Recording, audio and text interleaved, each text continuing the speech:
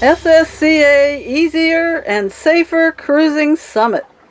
Tricks, tips, techniques, and solutions to problems. All of us have them. Special ways we have found to make our SSCA cruising life easier and safer.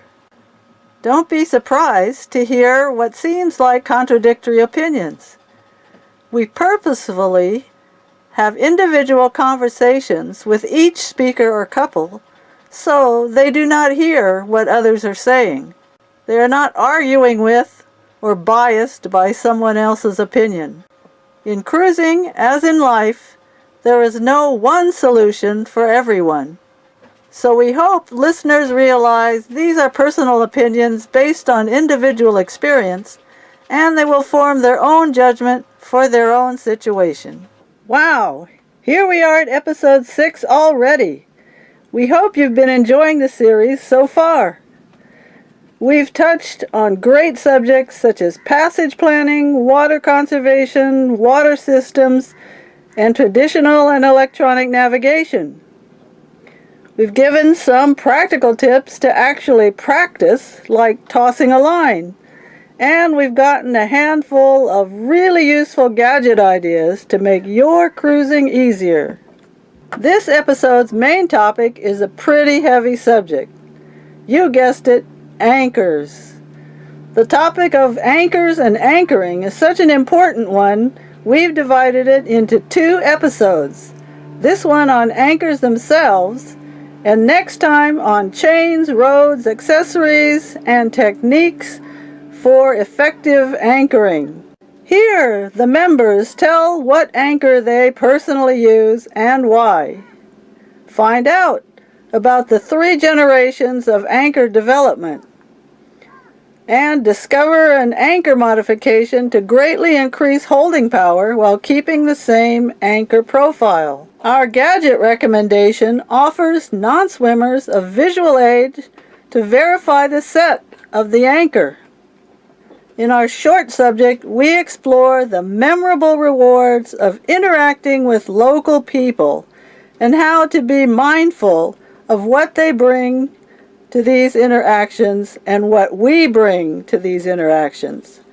Are our intentions always good? All good presentations end with something inspirational.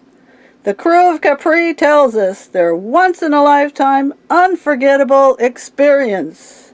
I'll be having conversations with Stefano P. Viali from Galaxy. Stefano is a boat builder, charterer, and a big advocate of catamarans. Vinnie and Karsten Bruining of sailing vessel Capri, Danish members and authors of the book Capri, Sailing Distant Seas. They have been sailing and cruising 5 years and are in the midst of a circumnavigation as well as exploring beyond the beaten path. Rudy and Jill Sechet of Briny Bug, known for their frugal cruising tips and trawler training. Rob Dubin of Ventana, circumnavigator, filmmaker, and the creator of Sailing Quarterly video magazine.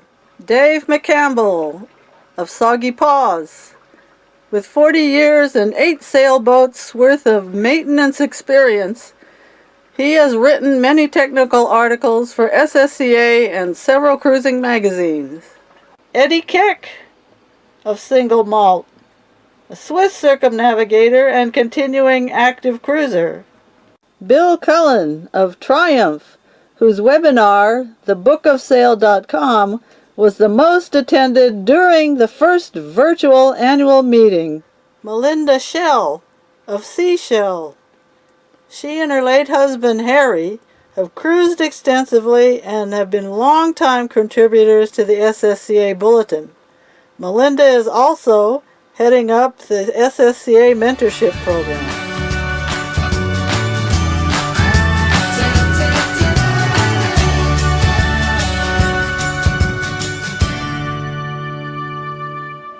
Ready? Let's get started. In your opinion, Stefano, What is one of the most vital pieces of equipment you have aboard? I feel that a good ground tackle is one of the most important parts of your equipment, both for a safety point of view and for a psychological point of view. You certainly want to drop the anchor, test it, make sure that you're set, and then you want to be able to sleep knowing that your boat is not going to drag. So in order to achieve that, there are different point of views, and of course, I've got mine, and mine is you got to put an anchor there, which is 3 sizes up from the recommended manufacturer anchor. More or less. I'm not saying that that's imperative, but not because of when you anchor and it's nice and and calm, but for when you are somewhere with not a lot of protection, and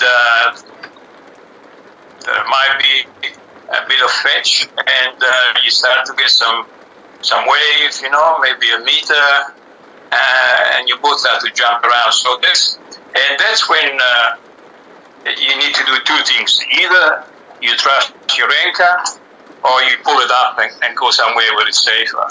And I do believe that you're safer out in the ocean than anchor into some rocks. But if you really have a good anchor and you trust it, then there is a bit less stress. So, do you have any profound observations about anchors, Karsten? Pretty sure you can never buy a big enough anchor. I'll put it this way. That sounds like a comical line, but we've never run into anyone ever that said, "Gee, I bought too big of an anchor. I wish I'd bought a smaller one." We've only run into people that said the opposite. "Gee, I bought too small of an anchor, and boy, I wish I bought a bigger one." We have a Mantis. We have a little motto on board: "In Mantis we trust." I guess we've anchored over 1,000 nights, more than that. We've only ever dragged once, and that was on Fatuhiva, in the Bay of Virgins. That everybody says, if you don't drag in the Bay of Virgins, you haven't been there. It really is a horrible place to anchor. But you should. Our anchor is 1 size bigger than the anchor manufacturers' websites recommend.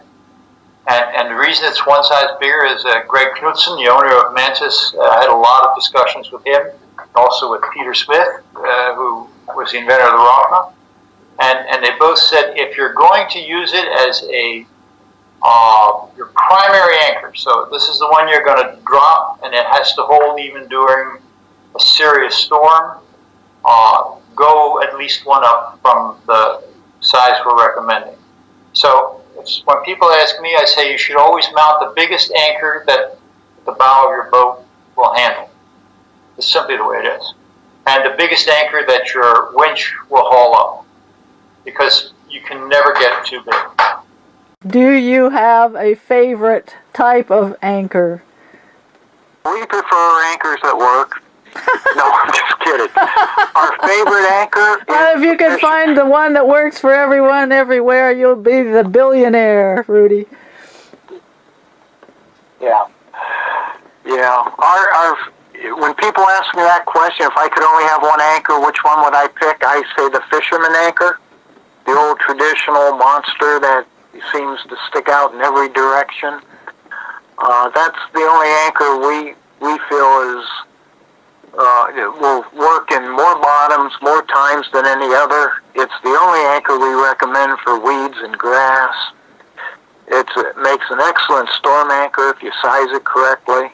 The problem is it's really awkward to get on and off. So arrangements have to be made to do that. The next anchor, any of the newer modern generation anchors work much better than the old plow and claw anchors.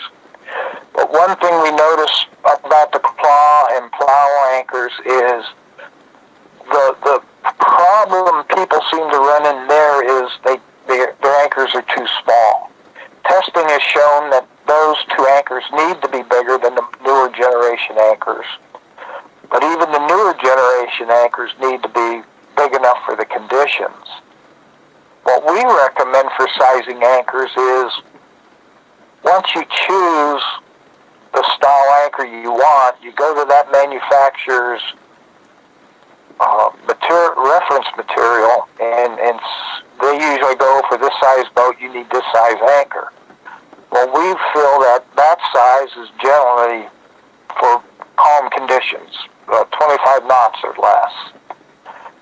For gale force conditions, you need to go up at least one size, and for storm force conditions, you need to go up at least two sizes. And for soft bottoms, you should go up an additional size, and for these plow and claw anchors, you need to go up an additional size. And that'll usually get you into the ballpark where you have very little problems. People that are cruising, we feel strongly should have an anchor for a main bower that is sized for the worst conditions that they'll encounter, which usually means up to 60-knot winds. And if they're in hurricane areas, they need to have ground tackle that'll handle those conditions. Anybody has a question on anchoring, if they like our philosophy, they can get in touch with us, rudysachet@gmail.com. Go to our website, trawlertrainingabc.com. Of course, we're always willing to take phone calls, too. We participated in anchor tests, 3 different anchor tests that cost tens of thousands of dollars to execute. We had giant tugboats with strain gauges. We had 2 or 3 retrieval boats. We had people on board from the U.S. Navy, the Coast Guard, the editor of Chapman's Seamanship, some other journalists, and ourselves. And we conducted anchor tests in sandy bottom in Florida, a second set in a muddy bottom in San Francisco Bay, and a third set in Puerto Rico. And in Puerto Rico, we had divers in the water with tape measures, measuring from where the anchor touched the bottom till it dug in, how far did it drag. Then we simulated wind shifts. And I believe since then, there's only been one other set of tests that were done this exhaustively. So what I'm about to say is not just my anecdotal evidence that I anchored for years and I didn't drag. It's actual statistically correct factual numbers. We dropped each anchor like 6 or 8 or 10 times in each one of these tests. The anchor that held by far the most, by far the best anchor, was a Delta type anchor. Not a hinged CQR, but a Delta type. The more modern anchors like the Rockna we haven't done any testing, or I haven't been involved in testing since then, but I think those anchors are fine. They solve a problem that doesn't really exist very much. We did, over the course of these different anchoring tests, we probably dropped the Delta anchor 50 or 60 times, and I had one on my own boat that I used for 17 years, so I watched it hit the bottom hundreds or thousands of times. Mostly the Delta does not fall over on its back, like about 95% of the time. So that roll bar that's on the Rockna helps it roll over if it does fall on its back, but it's solving a problem that doesn't exist very much. But definitely the Delta anchors buried the deepest, held the most, but after a few hours, the entire anchor is underneath the sand. If you look at a CQR that's been down for 2 days, you'll see that only half of one fluke is under the sand. And it may hold your boat fine, but there's no way that when you put a full tugboat pulling on it with a strain gauge, it doesn't hold as much weight.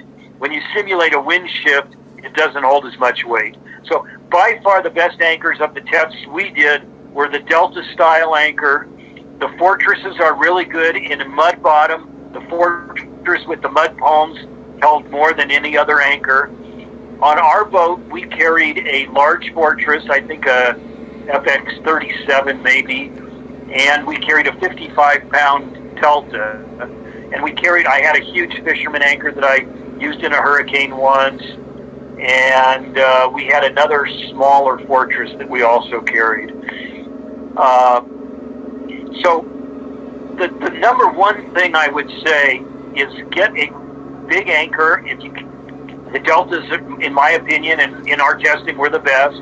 We carried 250 feet of chain on our Delta, and then I had nylon beyond that. For the Fortress, I had 50 feet of chain and then nylon beyond.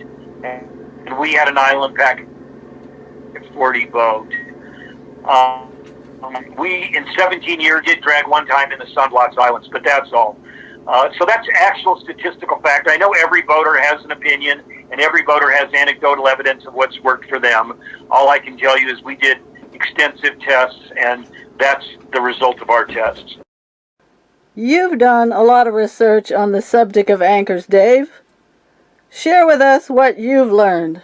Okay, well, for me, for us, this is a huge, huge subject because I've been in a couple of surprise 60-knot blows back in the Florida Keys, and that taught me a good lesson that I really needed to have very solid ground tackle, and even if I was surprised, that ground tackle needed to hold me in at least 60 knots of wind. So that's how we size our ground tackle on soggy pods.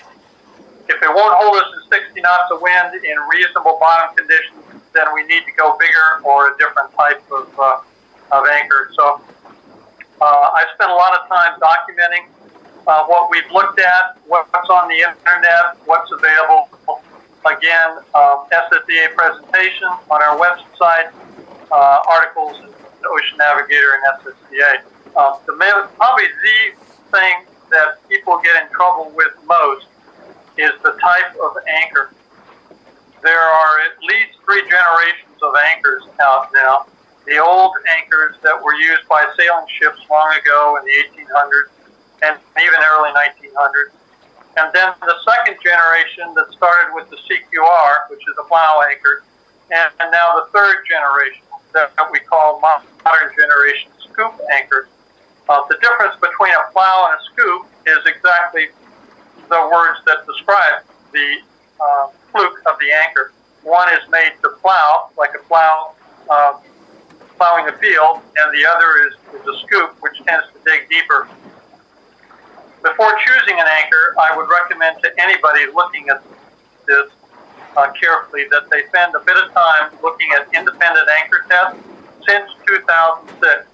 And the reason 2006 is that is when some of the better scoop anchors came online, and so they will be involved in the test. 1996 for the first one, and then 2004 and 2006 for the next 2. There have been a couple of additional scoops added in the 2010 period, but all of those need to be looked at very carefully.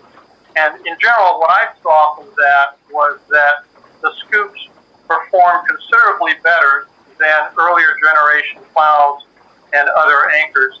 And in fact, the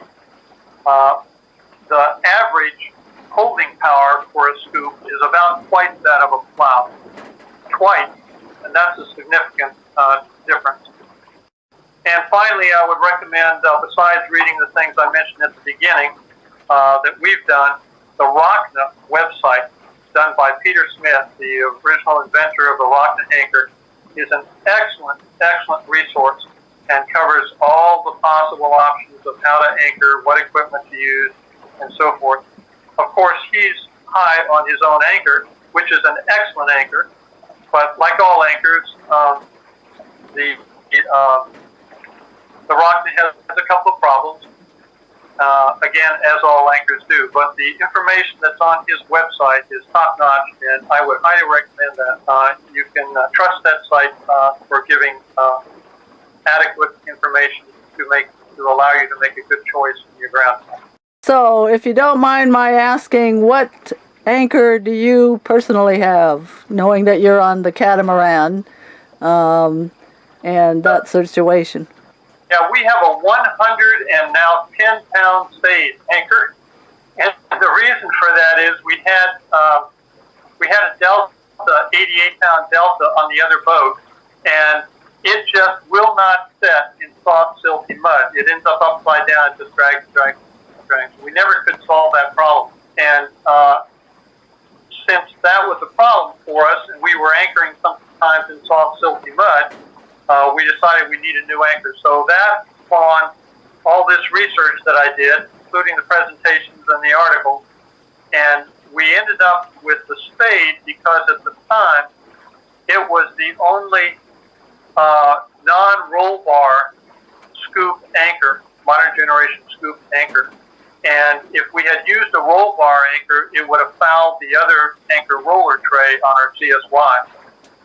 Not so much of a problem now, but the roll bar anchors do have a bit of a problem in that they sometimes tip up and get caught up in weeds, so that they don't set very well. The non-roll bar anchors seem to do better in that. And the final deciding point was that the spade was right next to the Rockna, which is the best of the roll bar anchors in all of the tests. So I figured that the spade would be the one to get. And the U.S. outlet for spade anchors is located in Melbourne, Florida, right where we live. And we also have a Mantis, which is a roll bar anchor, which was given to us to test by Greg, the owner, but we have yet to put it on. So, but it does collapse. So if we should ever lose the spade, we can dig that out and assemble it and use that. We also carry two portraits, a big 55 and a what's the other one? 30. Two big fortresses that we could use should we get caught in a hurricane or typhoon up a channel. And I did use those anchors when I was in the Florida Keys preparing for a number of hurricanes there. Okay, thanks a lot. I'm sure that many people that aren't as thorough as you will benefit from all this research that you did and the knowledge that you gained and learning about the different generations of anchoring. That's great. So thanks a lot for that, Dave. Eddie, do you think there's such a thing as the perfect anchor? As for boats, I would say that there is no best anchor. It is just always a kind of a compromise. Of course, you can arrange the compromise a little bit, but very often people choose an anchor of which they have heard something, or where the dealer explains to them that this is probably the best anchor and so on. That is why many people believe in a so-called bugle anchor, that anchor which is stiff and has a kind of a loop over it. And other people believe in those aluminium anchors which can float and drift away, so that you don't have to be on the anchor spot and so on. It's a personal matter. We have, and also earlier on, always had a CQR. And on this boat, we have a CQR with 45 pounds. But I modified this anchor a bit. I had a plate welded on to it on the lower side, and that allowed me to pour in 11 kilos of lead. Now that means that anchor has a very high weight right at the point. Once it's dug in through seaweed or through sand, mud, it will hold. And during those years, it never failed us, except on one occasion when we were dragging, and when we pulled it up, we had a lump of roots and branches, not very thick, about the thickness of a thumb, perhaps a little bit thicker, but it was a complete mess of branches and so on, and it was very difficult to get rid of that. But otherwise, we were absolutely happy with that anchor. We were anchoring off a reef at one occasion when the wind changed completely 180 degrees, blowing us into the direction of the reef. We just were ready to start the engine, but the anchor was just holding in spite of the strong wind. And I would not choose another thing. Of course, it has a disadvantage when you do that sort of thing. Whenever you want to re-galvanize your anchor, you have to melt out all that lead again, otherwise it will be lost.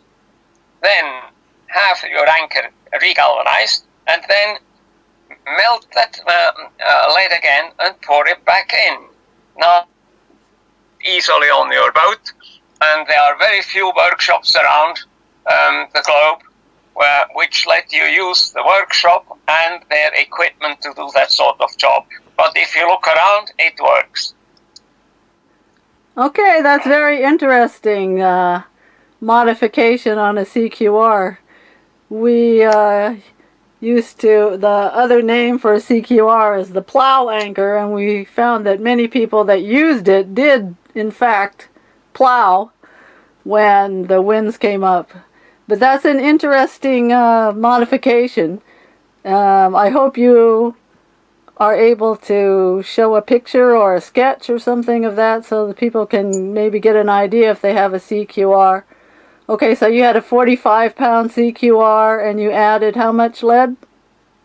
11 lead, let's say that's nearly 25 pound. That makes 70-pound anchor, size of a 45. Right, that's what I was going to say. So for the same profile, you have a much heavier anchor that will go down and the point dig in first. So that's a very interesting idea. And when you look at our anchor, there is that pin around which the arm can move to a certain extent. Yes. And that pin has increased the size of the hole. Of course, it's now not circular anymore. So one can see how much that anchor had been working. Okay. All right, so that's an interesting idea. We have seen plow anchors which have been bent. The plow itself got really stuck, perhaps with a little bit of a rock down there, and then the arm was being bent. This does not normally happen with a CQR because it has a hinge.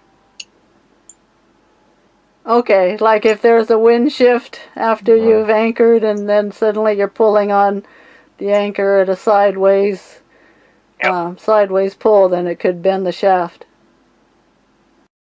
The nice thing about a danforth is that it digs down, and we were in a hurricane with maximum 200 knots of wind.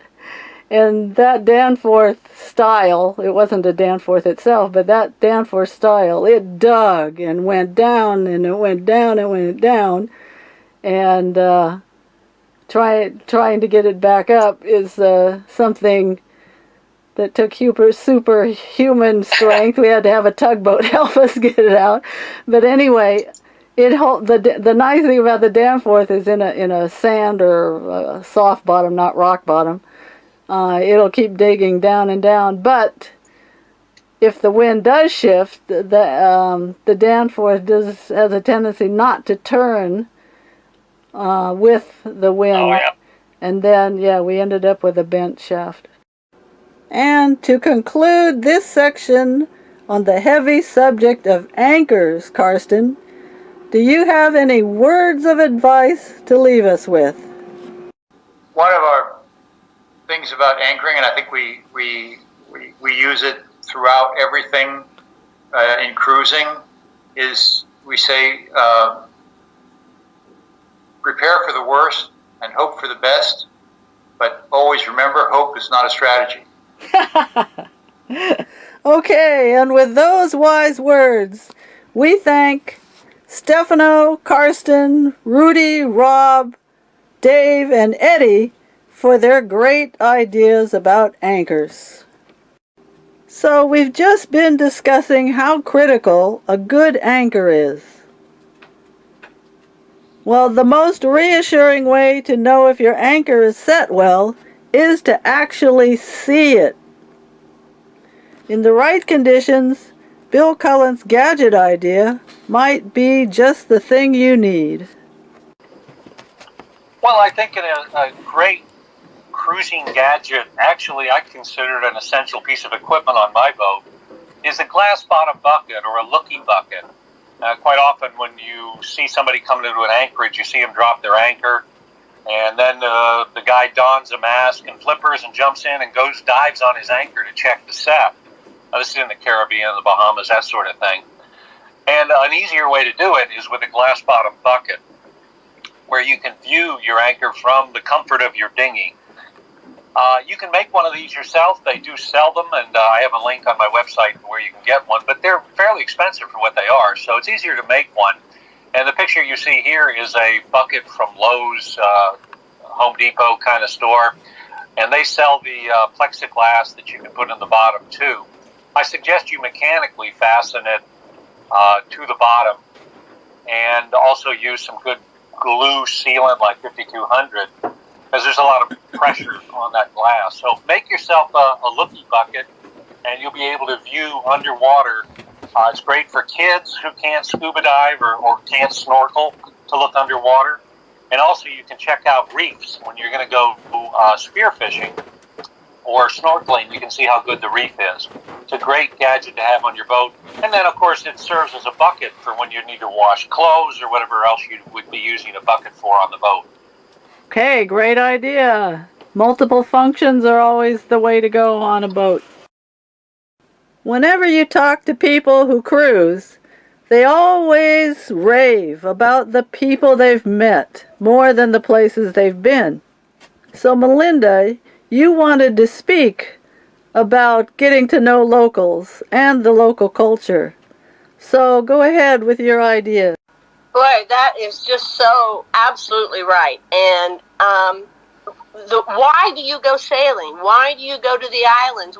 You go because you want to explore. You want to see the islands. You want to meet the people. You want to see the culture. I mean, that's the whole idea. You can stay home. Why bother going if that's not going to be part of what you're doing? And if you're on a road trip, you stop to tour something. I mean, it's the same thing on a boat. And one of the things my husband and I would laugh about, we'd be anchored in one of these gorgeous islands, and you'd see one of the huge cruise ships come in. The cruise ships would pull in. They'd haul everybody off like cattle, put them in buses. They'd take them on a bus for a day. They'd take them around the island, and then haul them back on the boat and leave. And I said, they didn't even they never had a chance to meet the people, to really be in the local environment, to see what's going on. They'd take them to some big tour spots, and then they'd be gone. And so cruise ships have always been sort of a big turnoff for us, because, we would anchor in an island and we'd stay. And we'd stay and we'd get to know the people locally and eat. And we didn't eat out a ton, but we'd at least go have a drink or whatever in the little tiny local restaurants and talk to the people. I can give you one example. We were on St. Kitts, and we went in to a little local restaurant, and there were some local people sitting in there playing dominoes. So we sat down, and the lady asked us, she said, well, can you eat the fish or chicken? And we said, yeah, we'd like fish. That's it. I mean, you don't get any other choices or whatever, and that whatever they bring you, they bring you. And the people invited us to play dominoes. Well, we spent the whole evening with them, and then this lady actually went out to a fish market to buy the fish. She came back, she cooked it, she served us the most wonderful plate of food I've ever had. I mean, it was absolutely delicious. And we got to know her, we got to know the people we were playing games with, and that happened on every island. The open markets, I would talk to the local women and say, okay, so what is this thing? And like some root vegetable or something. I said, what is this and what do I do with it? Well, they would be so excited and they'd start telling me and give me recipes of how to cook something and what to do with it and that kind of thing. And, some of the local people were very in tune to helping us out with things or coming out to our boat to help fix things. And you get to know them. They're wonderful people. They'd have parties. They'd invite you to come to a party, and we would go. And one of the funny stories was my husband. We got on one of the islands, and I don't know about other areas in the world, but in the Caribbean, the big thing is men get together and play dominoes. And it's a very simple kind. It's not like Mexican dominoes. This is just a very simple game of dominoes with 5 dominoes in their hand, and they slam the dominoes down. Well, they invited my husband to join them, and he did. He had such a good time, but he would slam the dominoes down just like they did, and I got to laugh, and I thought it was so funny. But that's the kind of thing. You talk to these people, you get to know them, find out about their families, you learn the culture. You learn what life is all about, and you stay for a while. Don't go to an island and just spend the night, but go stay for a while. That's what you're there for, is to explore the world, so to speak. Which I know you've really been exploring the world, which is wonderful. I couldn't agree more about meeting the locals and spending time.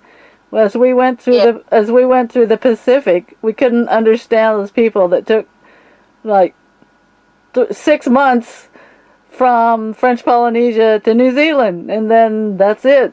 And then they regretted so much missing the Pacific, and we decided we did a year at each island group. There were so many sailors that I would see group with each other and just stay with each other, but never explore and never go really exploring the islands.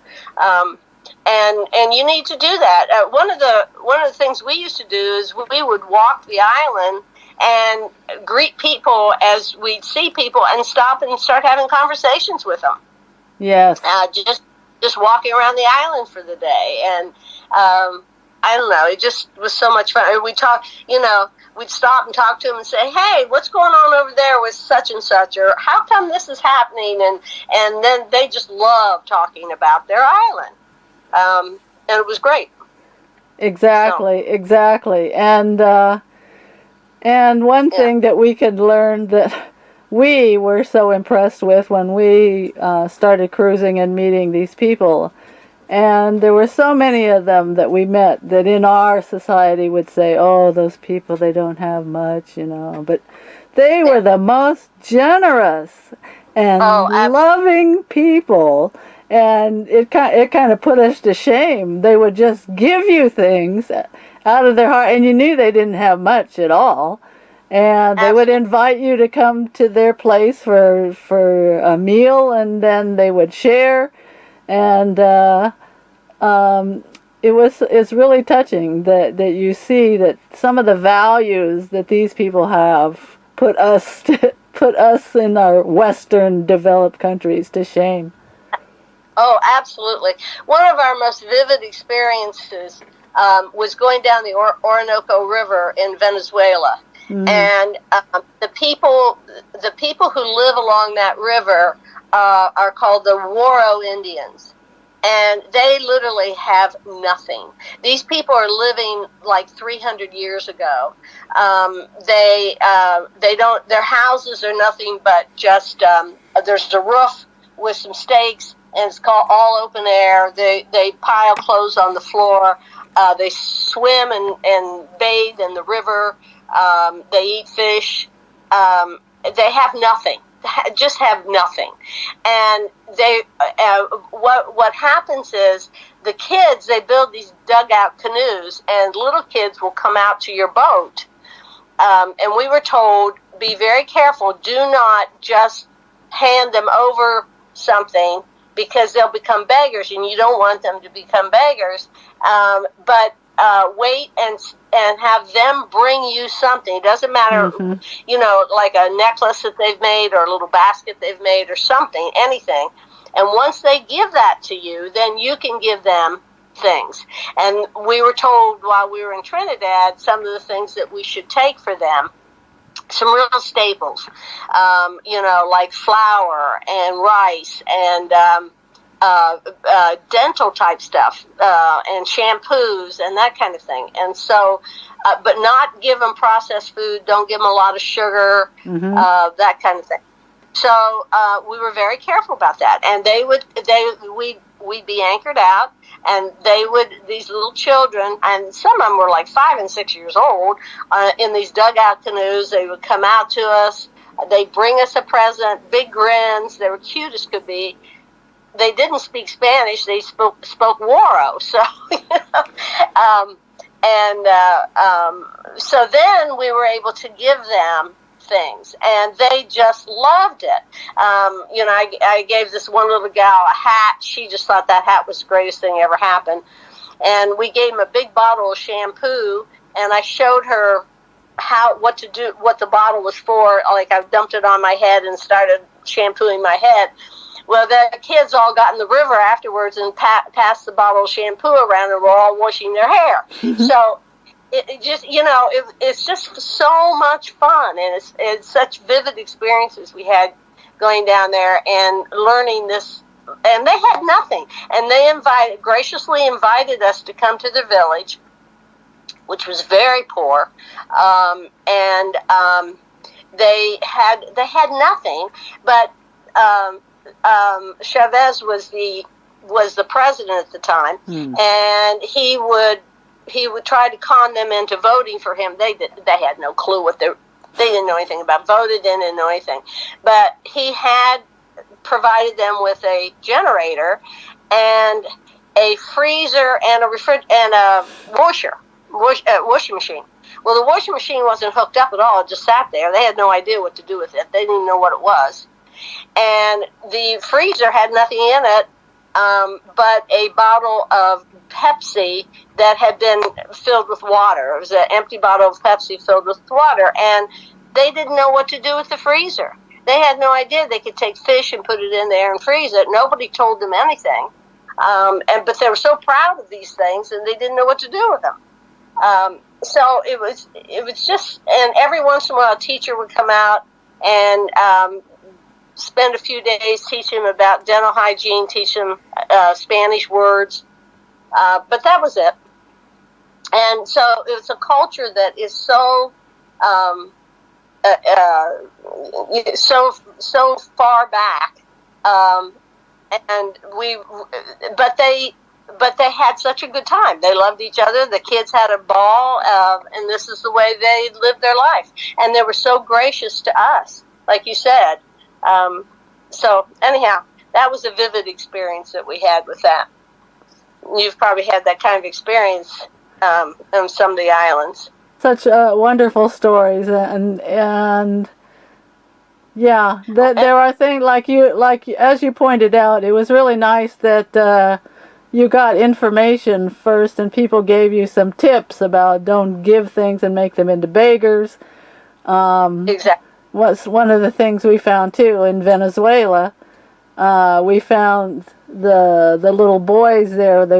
People would bring their dinghy up on the beach, and then the boys would look out for the dinghy to make sure people didn't steal things. And then the cruisers would come back, and they'd give them what to the cruiser was only a pittance, but it was Right. more than the child's father made in a day. And people don't realize that. They would say, well, I can't give them that little, that's terrible, 10 cents or something like that. That's like nothing. But you said, well, if you give him $1, maybe his father doesn't even make $1. And then now suddenly there's this bad feeling of relationship in the family.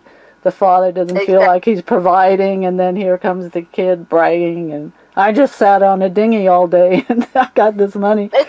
So the thing to do is find out also about the local culture and things, and we always like to impose our own values, like teaching people how to make money. And sometimes it's like, I don't know if you saw the movie about the Bushman who got the Coke bottle, and anyway, everybody started fighting over it, and teaching people to make money, as soon as money gets involved in greed and jealousy, and so be very careful about that. Yeah, we can't impose our values on these people. They have their own set of values. They have their own way of living, and we have to, you learn to accept that and enjoy it and watch them and learn. You learn from them what's important in their lives. And they love having you come and be gracious, but don't impose values on them that are not theirs. Right, exactly. They think we're the richest people in the world. If you can be on a sailboat and not be working, you must be filthy rich. And they don't a lot of people are living on a shoestring on a boat, but they don't understand our culture, and we don't understand theirs. But they respect our culture, and we learn to respect their culture. Okay, you're so very right, Melinda. And I want to thank you for reminding us that leaving a clean wake has many different facets to it. Not just physical clean wake, but leaving a good feeling among the people that we meet and the things that we do. One of the things that people, landlubbers don't realize about cruising is how much lugging of stuff we people on boats do. Lugging and schlepping items back and forth. And you have some good solutions, so tell us about some of those solutions. First of all, each of us has a backpack. Rudy has one and I have one. But also, we found this old luggage cart that we repurposed into a hand cart. What we did was add some hard-bottom panniers that slides over the handles, so we can take that on and off. And then we also can use small stuff, in other words, small diameter rope to tie, if needed, items down to the cart. We also each have bicycles. I have a folding one that I keep folded up in the engine room. Rudy has a full-size bicycle that we lash to the back of the pilot house. And our bicycles have luggage racks. And we also have panniers or saddlebags that we can add to lay right across the luggage racks. Now our bicycles, they're cheap, and we find one speed works well. Rudy likes to tease that when we get to a hill, that he'll wait for me at the top to bring my bike up and then go back and get his bike. But I don't always accept that. With a bicycle, you do need to have your relevant tools and patch kit in case you have a flat. And we carry those in a little toolkit pack on our bicycle whenever we're riding those around. The other thing we find helpful are jerry jugs. We suggest you need a minimum of one for potable water and also a minimum of one for anything else such as fuel. 5-gallon works well, but 2.5 gallons, they're easier to carry. Now we do have 2 5-gallons that we use for fuel, for lugging fuel around if we need to. And we have 6 2.5 gallons for our potable water if we need to lug that around. Okay. Thanks, Jill, for a lot of practical ideas of helping us with all that stuff we have to lug around and carry on shore. Every good episode ends with something inspirational. For the crew of Capri, describe for us, Karsten, what was your most unforgettable experience? Talk about marine life. There's a picture of a baby whale is broaching. Oh, yeah. Yeah. Which is right alongside the boat. Wow. And the story about that baby whale broaching there coming out is that he was literally just born right behind our boat. Oh, wow. Yeah, one of the very few people that have been allowed to witness the birth of a humpback whale. He was born right there, and that jump that I took a picture of, that was his first jump up through the water, and he was really just jumping up. You could almost hear him screaming, "Yippee! I've been born!" Utterly fantastic. We were surrounded by whales in Maui, just surrounded by them. Baby whales, mother whales. We also, very fortunate, we saw a pair of whales mating right alongside the boat. The only trouble is those humpbacks are bigger than Capri, and when you see one come swimming at you right amidships, and you go, "Oh my God, I hope he or she decides to dive or whatever." And the water is only 15, 20 meters deep, and they actually do dive right under the boat. But they're huge. It was unbelievable marine life in Maui. It was a whale zoo. We got to the point that when some dolphins would go swimming by, we go, "Oh, only dolphins." Huh? Oh my gosh. That must have been magical. Imagine seeing a baby whale taking its first breath right behind the boat. How incredible. We cruisers can be so grateful to experience so many things that other people will never see in their entire life. So doesn't it make the stress of weighing the pros and cons of anchors and learning to anchor properly all well worth it? This episode you got some insights about anchors, and so you certainly want to tune in to our next episode where we discuss chains, scopes, anchoring techniques, and some special situations. And in the interest of keeping the peace on board, we may suggest how you might develop your own SOP for anchoring.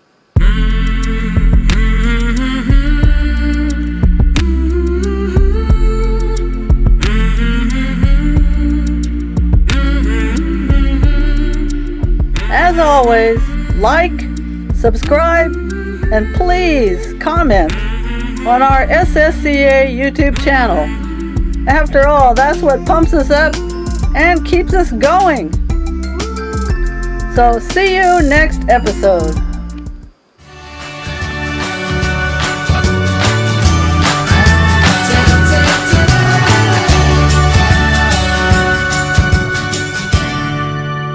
We hope you enjoyed listening to our guests and took away some new ideas for yourselves. If you have something to say about any subject you heard, it's not too late to join in. Be sure to check out the preview of our next episode. Comment and subscribe on SSCA YouTube channel. Share this video on your social media. And join the camaraderie by participating in our coming new episodes.